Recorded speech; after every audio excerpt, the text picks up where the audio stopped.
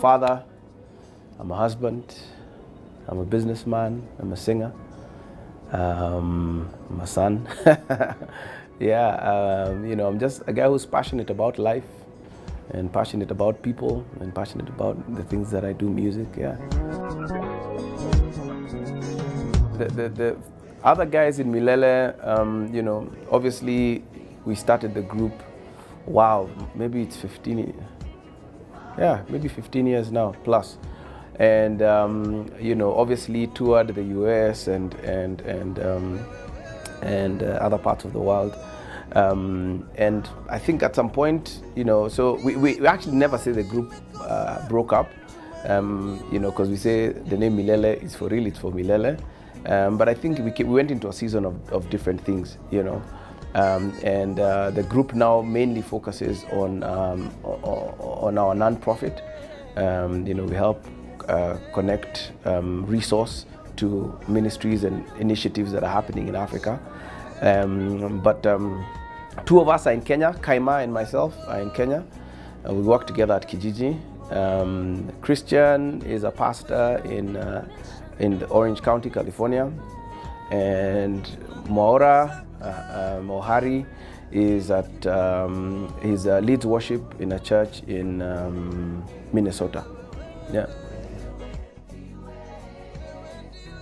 Rauka is a brand new album that I've just released. It's about 4 weeks old, so it's kind of new. It's a gospel album, praise and worship actually. Let me just call it what it is. It's a praise and worship album. And my first album work in five years. So I think I went through a musically quiet season, and I've always held the point that as musicians or as people of art, if you have nothing to say, don't say it. So, and I felt like now I've got something to say. So this is an album that's just really about helping people connect with God, connect with their purpose. I definitely don't think it is. I think the gospel music industry will always be more, and it's important that we have very different kind of artists and different kind of music. There is a space for Christian entertainment, and that must be there. But then there's also a space for praise and worship. There's a space for issue-based music, like what Giuliani is doing. And all of that, I think, just kind of helps enrich the experience for people who are listening to the music. There are false teachers everywhere. There are false teachers everywhere.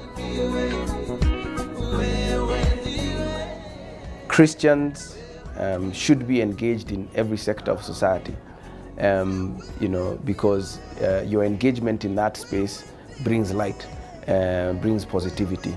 So for sure, whether it's politics, whether it's business, whether it's science, whatever it is, there needs to be people of faith.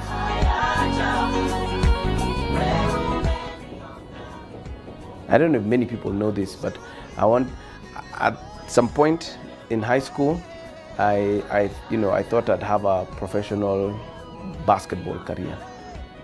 Yeah, and then I stopped growing, and those dreams died.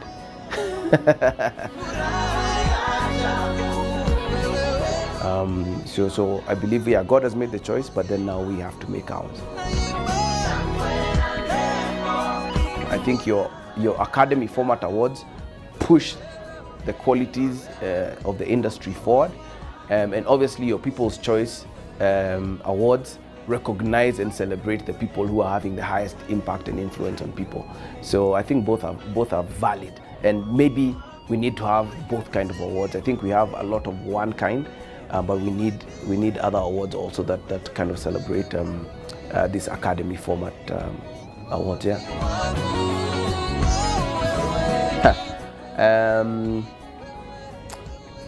Biggest song. I've got many songs, by the way, that I like. There's one that I'm really enjoying right now is Mende by my boy Chris Baba. I mean, it's such a fun song. I'm really digging Kaka Sungura I'm a huge fan. I think, you know, it's just extremely poetic. On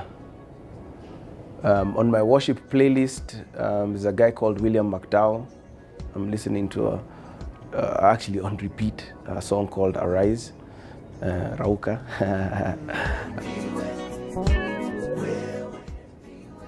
I think maybe the ones that my kids like, you know, so there's Nemo, obviously, I mean, hilarious. There's Lightning McQueen, very awesome character, cartoon character from Cars. The Bible has something to say about everything, you know.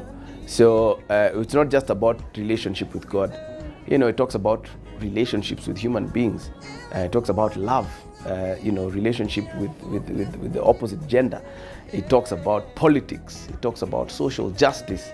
I mean, it covers everything, you know. And so why shouldn't Christian musicians also be able to do the same? And so for me, I'm always encouraged when I see, you know, people who take their faith into unfamiliar spaces. And, you know, you'll find, like, I love Giuliani, and he's taking his faith into social justice and talking about, you know, the ills that are facing society. But he's using his Christian worldview and you know, almost saying, like, this is what God says about this. I think number one, you almost need a musical connection. And that's always important. There has to be musical respect, two ways. I have to love your work, you have to love mine, and this idea, like, let's do something together, you know, is a good thing. I think number two is purpose. You know, what's the purpose behind the collabo? Is it, you know, trying to expand your reach, you know, within a certain demographic that other person is reaching? And then number three, I think, is for the music as well. Sometimes you'll write a song and you're like, man, I need this kind of voice on this song. Success for me is about living out your purpose, and it's about your impact, and you know, being able to look back and see the people's lives that you've changed, people that you've touched. Accountability is a very big thing. Being able to have people who speak into your life, who are what you call truth sayers, people who are able to tell you, hey, by the way, you're messing up right there. And that's accountability. You know, I think it's vitally important for you know, Christian music industry. I'm not a crier. I can't remember, by the way. I mean, I love maybe teary moments, but like a good crier, maybe I need to have one. I've not had one in a while.